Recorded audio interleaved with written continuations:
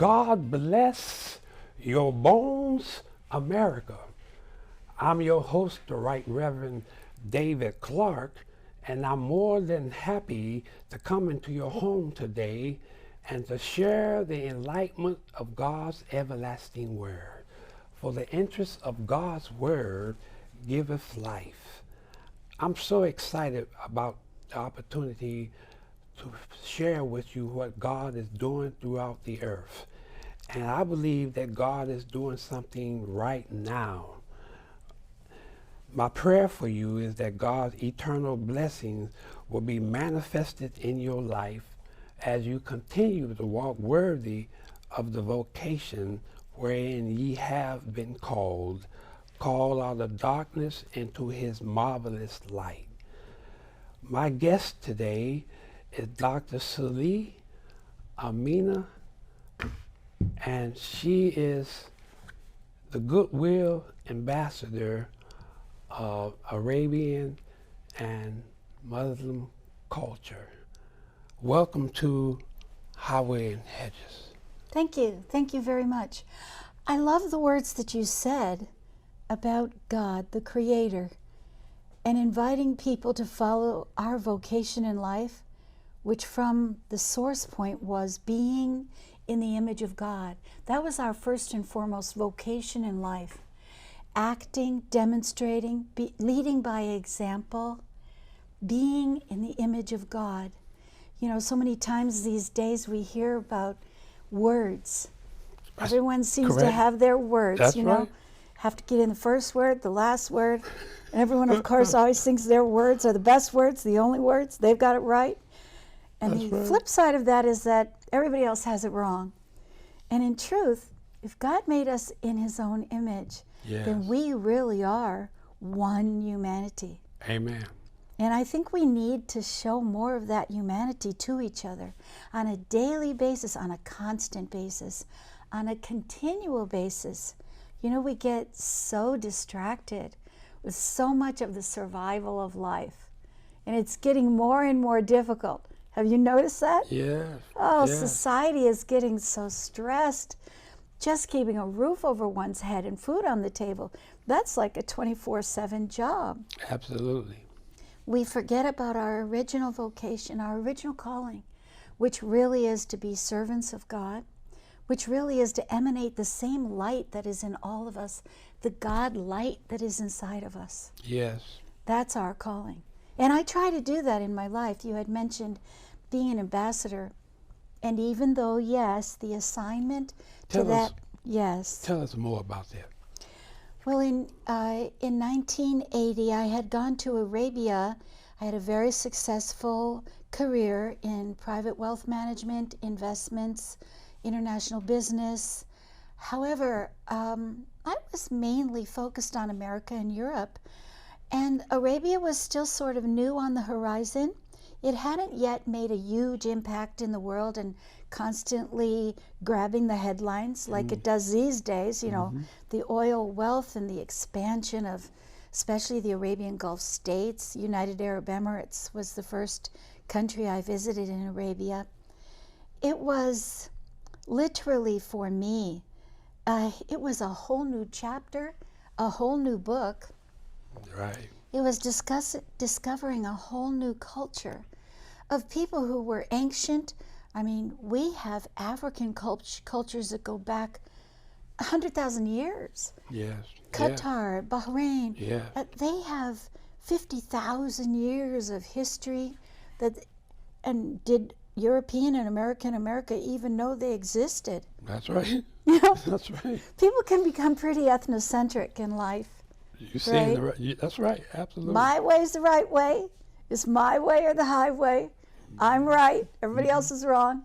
And I think that's really mundane and really a limited focus. It's a small, small, small envelope. And we need to push that envelope, and we need to think outside of the box and operate more so as humanity, as one mankind. Yes, I was assigned that position in '98 by the Kingdom of Saudi Arabia Deputy Consul General in Los Angeles. However, I don't think of it as an isolated representation of the Arabian people nor of the Muslim people.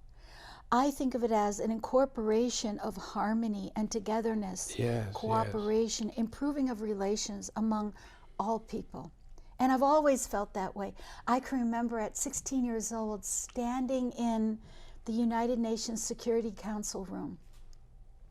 And I said, someday I think this is where I should be and where I should be working, because I felt the concept of United Nations, just the words alone, that right. really touched my soul. Mm-hmm. All nations should be united. We should all be cooperating.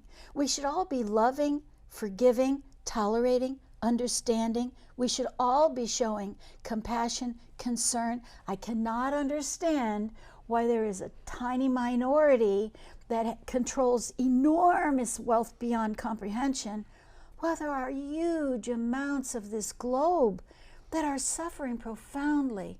There's like a third of the planet doesn't even have clean water. That's right. And in fact, you know, it shocks me and hurts me. It actually disappoints me that we have forgotten about our brothers and sisters. So we true. really are one family. So true. So and true. I know you teach that in your religious Yes. doctrine, that we're one family. Yes. We're all made by the same God, the same loving, extraordinary God. Absolutely. We are all part of that glowing light. And I think we all need to shine, shine, shine, shine, shine, shine, shine. Now, this is part of your assignment or your mission as Goodwill Ambassador. Absolutely, yes. Initially, my focus was on correcting falsehoods and misunderstandings and to substitute the true facts. It is shocking to me how much misinformation is out there. Harvard did a study that people are 8 times more likely to pay attention to the negative than the positive. So if you have lies and misinformation, they're 8 times more likely to grab onto that than to find the actual true facts. And I was surprised at how much misunderstanding there was about other denominations, about other religious philosophies, about other cultures. I was surprised that people are so uneducated on the topic. Well, let me ask you this. You're absolutely correct, but I want to know what convinced the radio station, the TV station, CNN at 9/11 to select you to bring your mission Yes. on national, international TV. Yes. Why did they select the Goodwill Ambassador? Well, probably since they're the ones who selected me, they'd probably be the best ones to answer that question, so I can only guess. But I'm presuming that it had to do with the fact that I have been a very effective honorary ambassador of Goodwill, and I have been effective at mediating among the interfaith religions. You know, especially if one focuses on the monotheistic philosophy. This was started by some dude wandering through Arabia. He was actually from the Summer and Ur area. A lot of people don't know that Abraham lived in what is now Iraq. Did you know that? Yeah. Yeah. And they don't realize that that monotheistic religion was something very new at the time. It was the pagan religions that were the dominant religions of the time. Right. So for him to come along and say there's only one God, it must have seemed very odd to people who had a God for everything. They thought, why would you limit yourself to one God? That makes no sense at all. And of course, we live in a culture where everybody thinks their way is right. So why would one give up hundreds of gods for one God? It was not easy for him to get that philosophy across. Absolutely. But he did, and he started, he began, he is the father of the monotheistic religions, plural. Now, you have, in 9/11, you have the confusion coming from the media who needed someone to manipulate, to mediate the concerns of the world. 9/11 was a disastrous event, and no matter what prism we try to compare that event, it will always come out black, blue, and awful all over. 9/11 impacted the whole world. 9/11 was a tragedy, tragedy, tragedy. Sorry. Human lives lost. Innocent human lives. Innocent human lives who had done absolutely nothing wrong. That were the worst victims of all. And the Jewish religion, in the Talmud, it says if you save one life, it's like you've saved all mankind. Islam brings it even further and says if you kill one innocent life, it's as bad as if you killed all mankind. And those were all innocent people. Now, some people may have thought that certain people were behind it. I don't factually know absolutely what caused 9/11, but I know it was a horrific tragedy that impacted all of us. And I know that we need to focus on our commonalities, not our differences. There are so many commonalities. Often you, Reverend Clark, have spoken of the Judeo-Christian philosophy, right? Yeah. And for some inexplicable reason, Islam is taken out of that picture, which makes no sense to me at all, because the commonalities between Judaism and Christianity is obviously the Torah and the Old Testament. Well, that's also sacred books in Islam. Did you know that? Yes. The Torah, the Old Testament, is sacred to Islam. The Gospels of Jesus are sacred to Islam. They're holy books of the Muslim people. Yes. The law of Moses, which is basically all the Jewish law, is sacred to Islam. It's an Islamic literature. The Psalms. And Jesus is thought of very, very, very highly.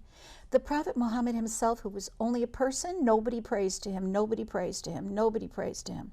He's not a god, he's not anyone other than a decent person who formulated Islam by revelation from who he felt was Angel Gabriel. It was an angel appeared to him in a cave, told him what we now call the Quran, and he passed it on to other people. He never really thought of himself as someone very, very special. In fact, he often said that Jesus was a greater prophet than he. The similarities in Christianity and Islam are profound. You believe and have taught, David, about the virgin miraculous birth of Jesus, yes? Yes. Do you know any Jewish people who believe in that? Yes. Oh, really? But not many. Okay. Well, Muslims believe in that. It's actually part of the teachings. They believe in the divine creation of Adam, the first man, with no human whatsoever. Jesus with no human whatsoever. A father. He just had a mother who was human. But the other creation was from God. Muslims believe that. Muslims believe Jesus was created miraculously, that Mary was a virgin, that he resurrected body and soul into heaven, that he is the Messiah, and that he will come again. Now you might think that's some Christian preacher, right? Jesus is the Messiah and he will come again. Well, all Muslims believe that also. So I just wanted to introduce you to another chapter of what I think is your religion, and that is the Judeo-Christian Muslim philosophy. I appreciate that. I can understand why they selected you, the Fox News selected you to be the mediator of the conflict, of the confusion between Islam and the Jews and the Christians at that time, so that people can get peace. Well, thank you for that. And I appreciate your sacrifice, because all over the world saw your face and heard your voice. And when I came home, they had graffitied all over my wall of my house, and I won't tell you what it said because it was very, very horrific. But I am an American, and I even have direct, immediate family members who are descendants of Alexander Hamilton, a founding father, a signatory to the Constitution of the United States, and my great-great-great-great-grandmother is from the other side of the world, but I'm an American. Thank you so much for having me. Thank you for chatting with me. Wonderful. And thank you for the wonderful work you do, Reverend Clark. Thank you. We are moving on, and there's so many things that we can discuss, but we're going to take a break for a moment, and we get back to that later. Okay.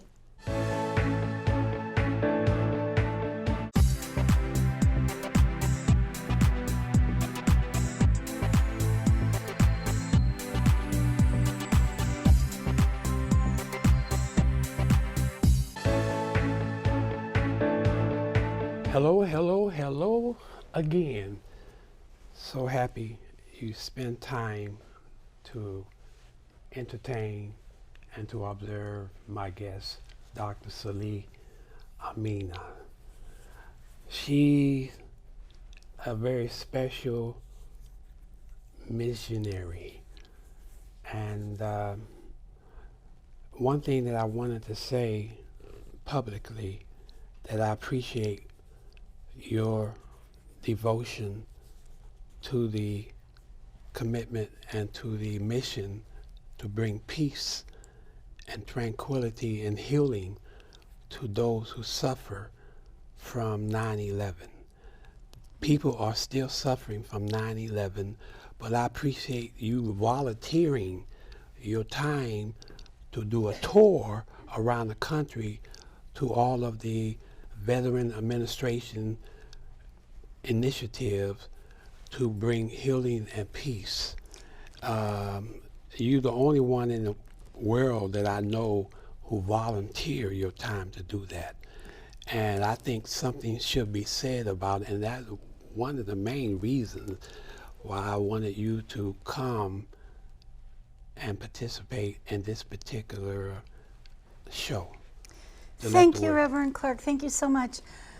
Many people do not know that, actually. Nope. You know, it's funny, if you work for billionaires, they think you're a billionaire. You know, if you work for famous celebrities, they think you're some famous celebrity. But in truth, I have never, ever, ever, ever been paid 1 cent for any ambassadorial duties that I've performed.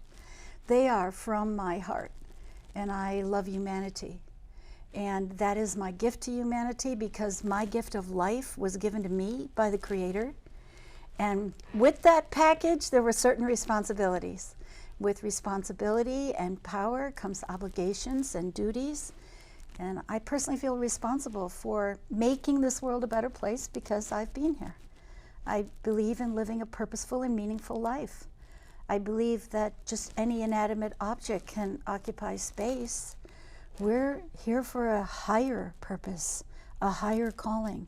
And that's what I've been doing as an ambassador. I've never been paid for it, especially when they hear that the Kingdom of Saudi Arabia in 1998, the Deputy Consul General in Los Angeles, Abdullah Al-Awad was his name, and he was under Ambassador Mohammed Al-Saloom, who was under Ambassador Bandar. And you know, Bandar was great, great, great, still is, great, great, great. And his family is great.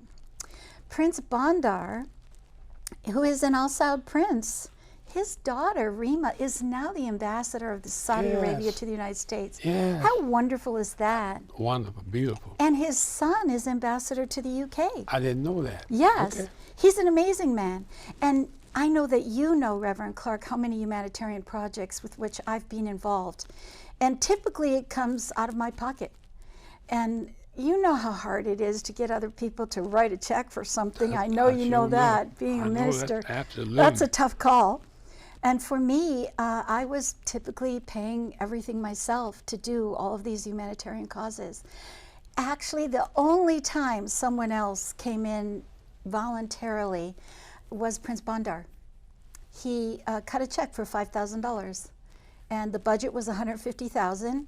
I made sure that everything was done.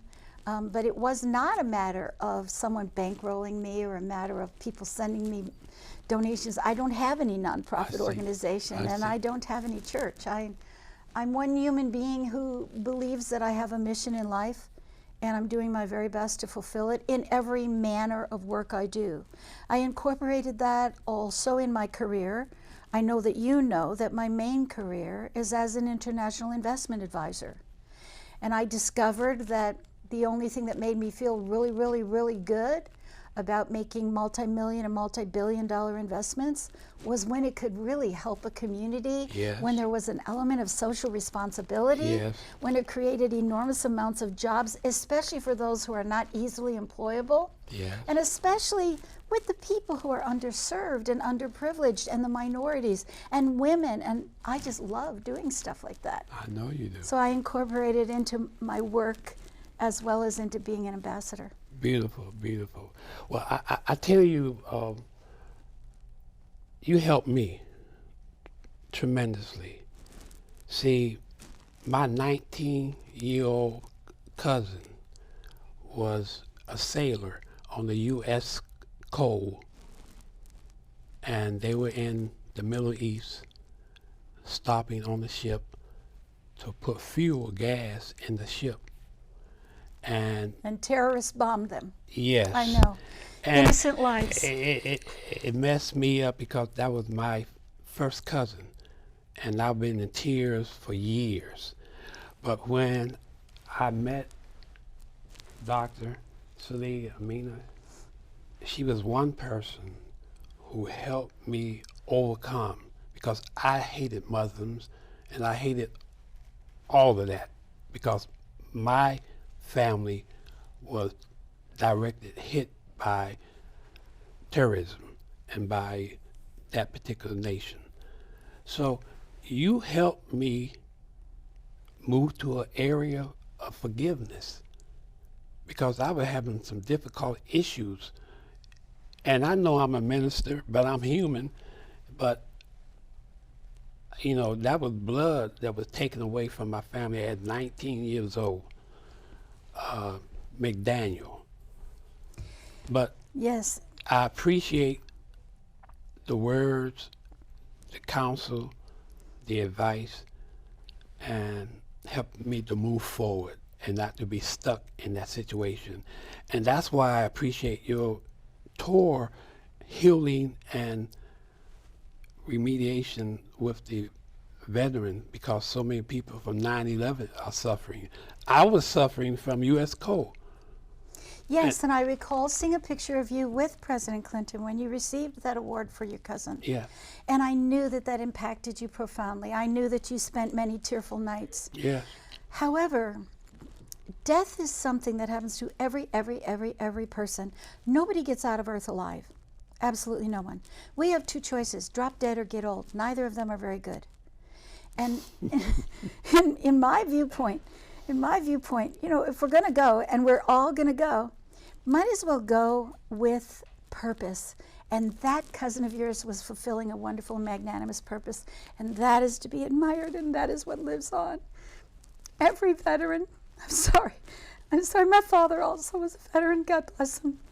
He was a very proud United States Marine. In fact, I'm named after two of his fallen war heroes. And veterans, when they sign on that dotted line, even if they are never employed in active combat, even if they never see one war, they know when they sign that line, it could happen. They know it could happen. Yeah. And they know they may not come back alive, and they're willing to do that. They're willing to give up their lives for complete strangers. Absolutely. That's something to be admired no matter what.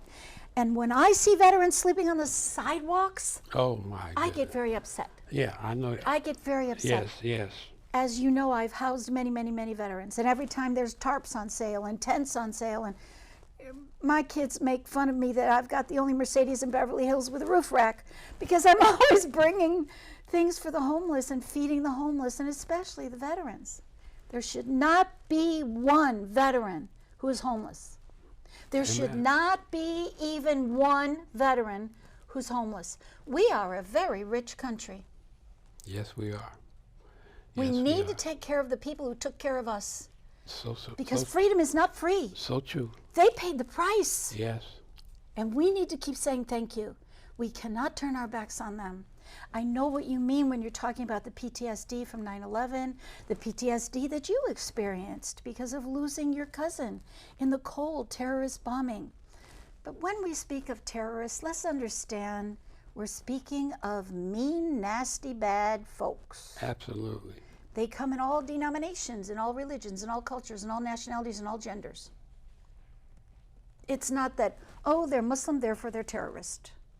Oh, they come from the Middle East, therefore they must be bad. They're all bad guys, and they hate us, and they hate America. We've had on media people saying, oh, the Muslims just hate America, and they hate freedom, and they hate Americans. That simply is not true. It simply is not true. The warmongers, those who capitalize on hate, they spread those dirty lies. Yeah. And it's up to people like me to correct those misunderstandings. That's true. There's a lot of misunderstanding about Islam. For example, people told me they don't pray to God, they pray to Allah, a different God. And I say, well then, do you think the French pray to Dieu, a different God? Or the Spanish pray to Dios, a different God? Or the Croatians, they pray to Bogo, a different God? No, it's one God, and that's just the language that says that God.